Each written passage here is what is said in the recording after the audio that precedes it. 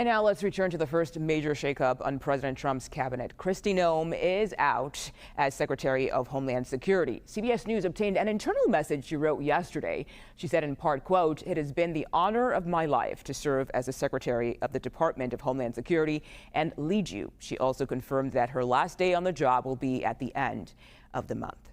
Let's bring in CBS News Homeland Security correspondent Nicole Sganga. Nicole, what have you learned about why President Trump fired Noem?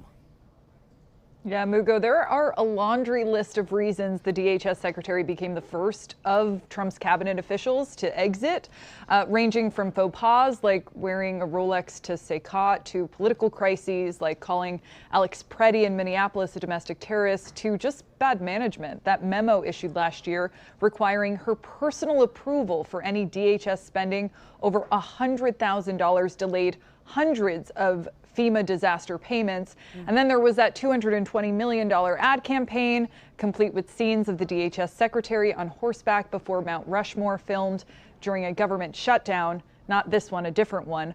But that news broke in November, so it really begs the question, why now? And current and former officials tell us the main reason GOP senators began staging her goodbye on Tuesday is the same reason a lot of rising political stars flame out. She had run out of friends in Washington, and her very last one was President Trump.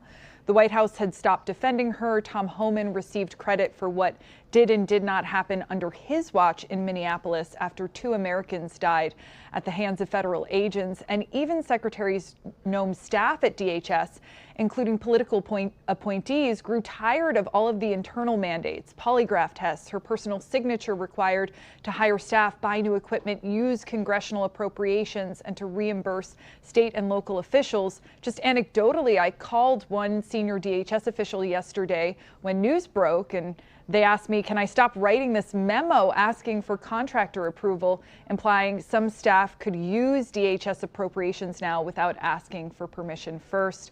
We also have learned President Trump called Noem yesterday minutes before he made this announcement, and he had made this decision in the morning after conferring with several lawmakers. And so, Nicole, what comes next now for Secretary Noem? And can you tell us more about the man who will replace her?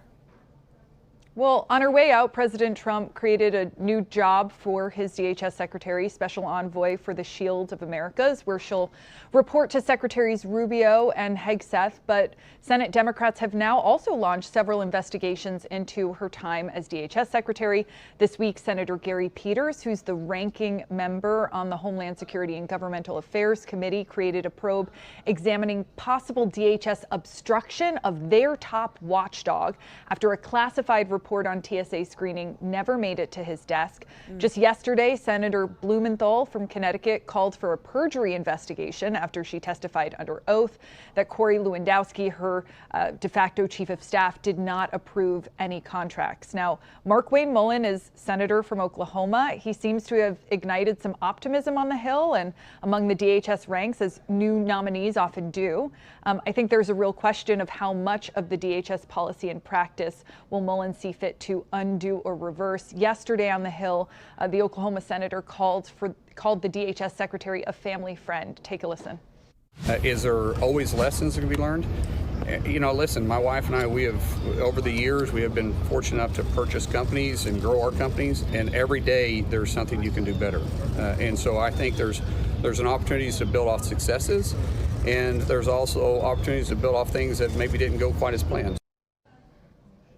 Something to watch for as immigration policy evolves. It'll be interesting to see how much Mullin, if he's confirmed, leans on border czar Tom Homan or White House Deputy Chief of Staff Stephen Miller for guidance. So much of the controversy surrounding recent operations in cities like Chicago and Minneapolis centered not only on the arrests made by federal immigration officials, but how they chose to carry them out and what tactics were deployed in the process. Mugo.